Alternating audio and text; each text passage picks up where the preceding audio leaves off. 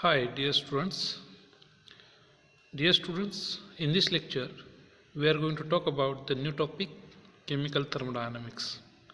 Actually, we have already covered some revised part of this chemical thermodynamics in the 11th and the 12th, which is entitled as a colligative property.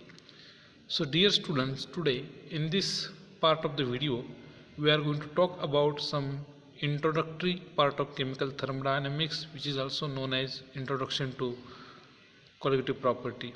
At the same time we will discuss some basic terms in the chemical thermodynamics which are essential for the study of chemical thermodynamics. So first of all we will discuss about some basic terms which are essential to study the colligative property, and then we will actually start the study of chemical thermodynamic or the different colligative properties.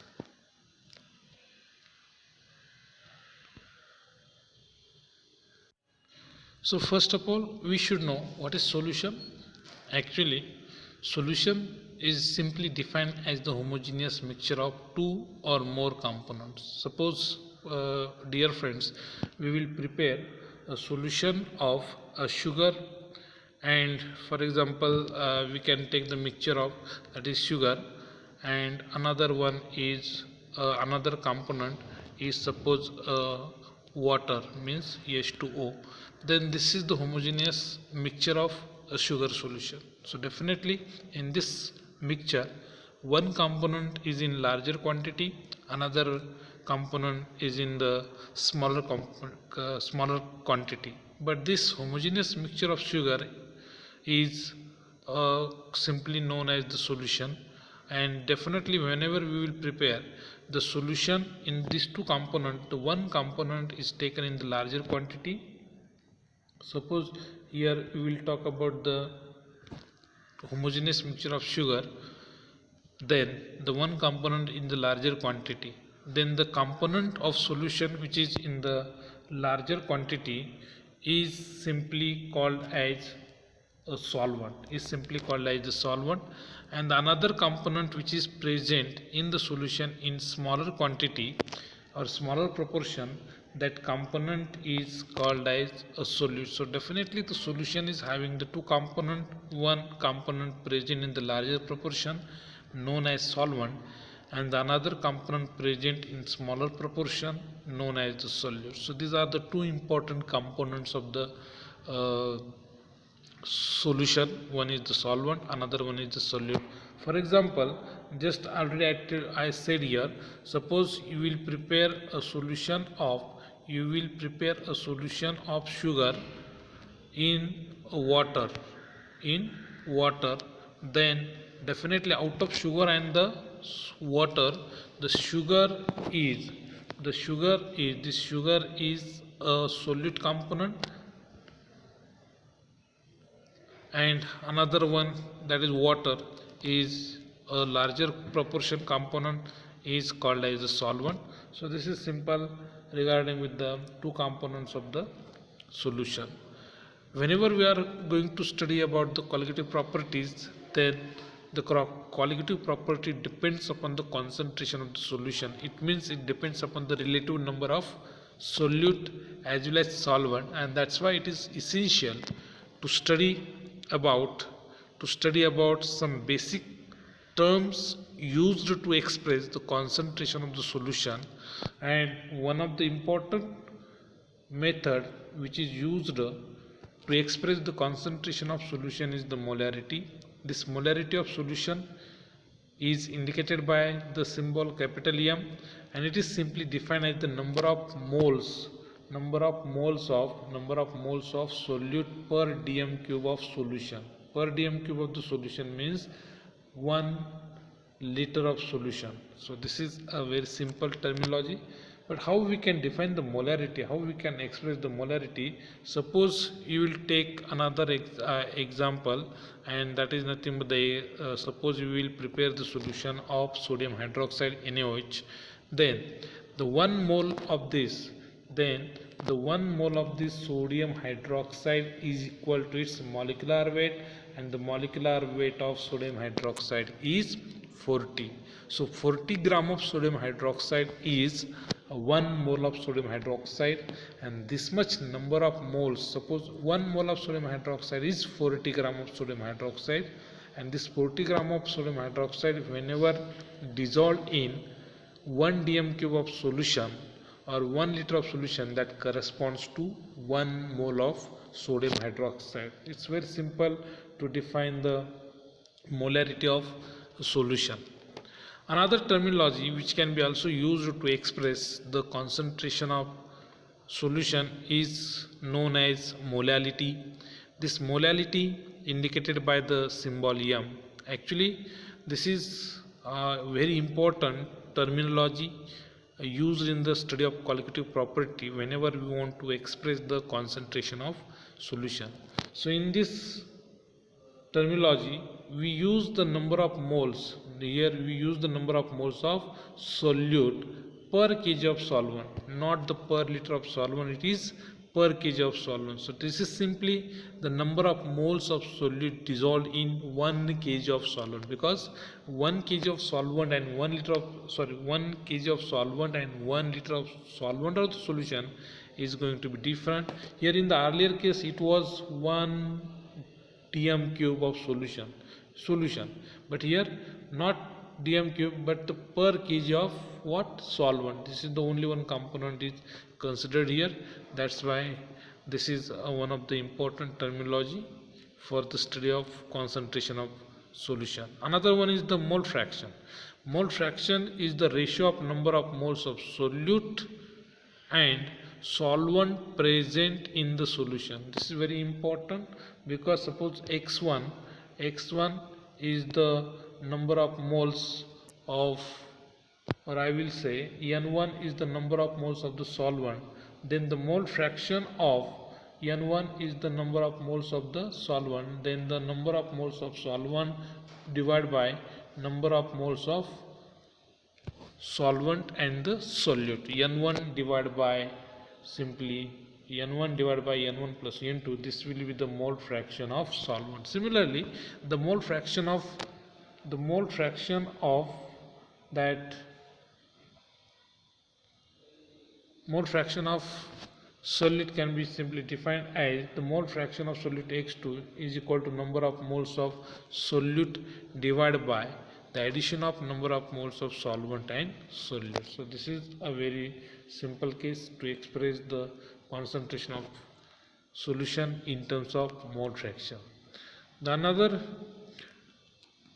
concept in the study of solution, actually the solutions are divided into different types based upon the different criteria, and whenever we apply the criteria of Raoult's law or the behavior, then the solutions are divided as ideal solution and non-ideal solution.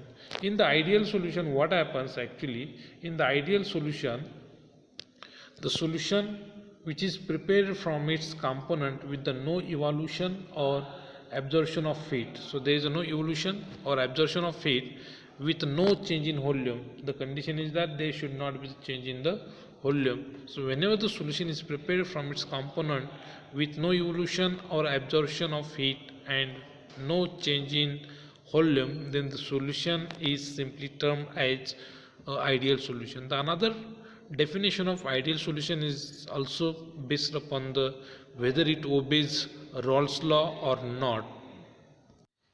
When the solution obeys Raoult's law under all conditions, then the solution is simply known as the ideal solution. So there are two definitions for the ideal solution.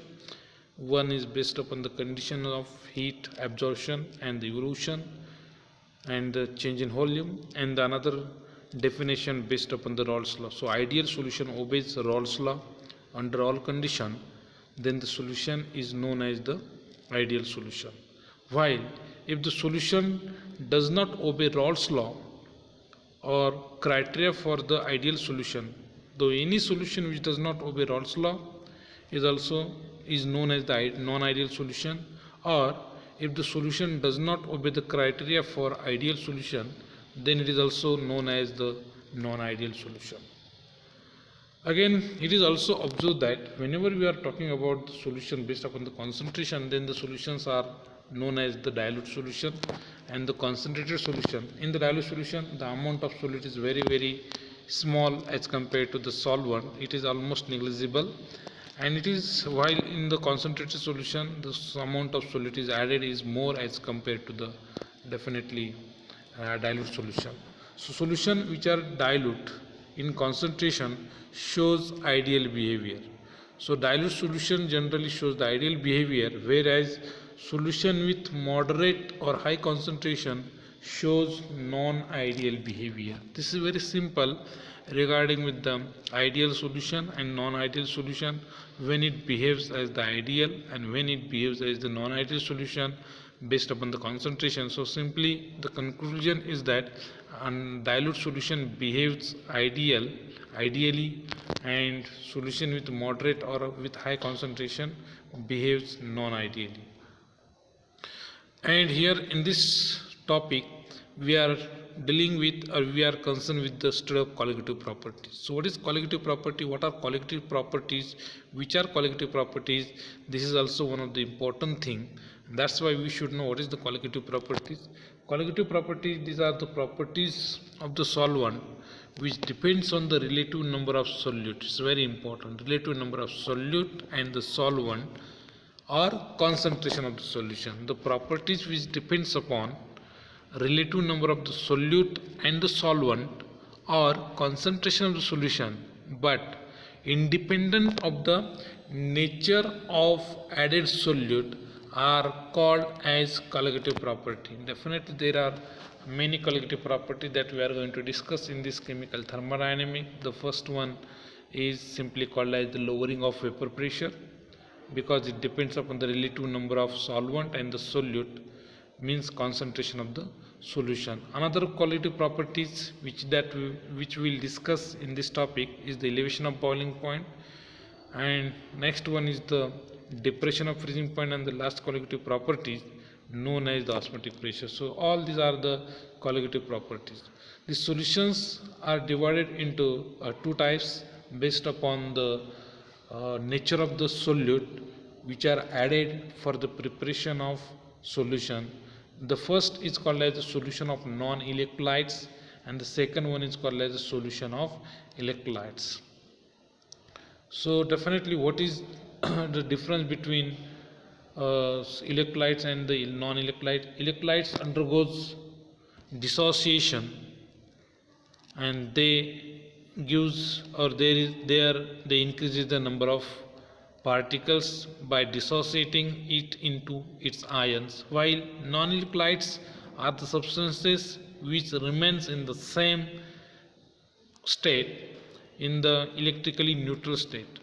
It means that whenever we will prepare the solution of electrolytes, this electrolyte undergoes dissociation into ions, and there it increases the number of particles, while the solution of non-electrolytes, the non-electrolytes present in the same molecular state, exist in the same molecular state. So in the solution of non-electrolyte, the solute continues to exist in the molecular or electrically neutral state. That's why the number of particles remains same.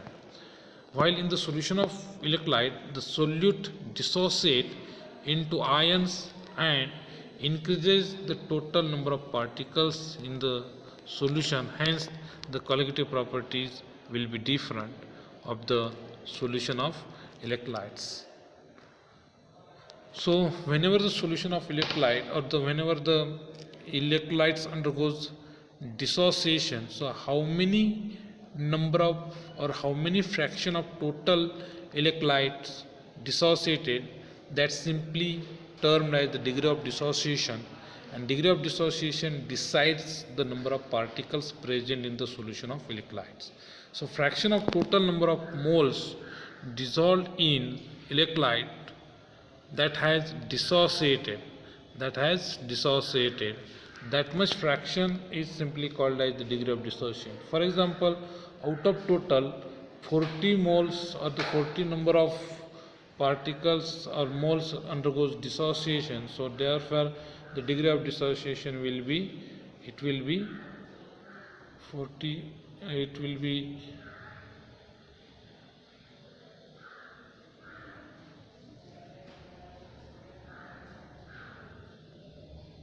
0.4, it will be 0.4.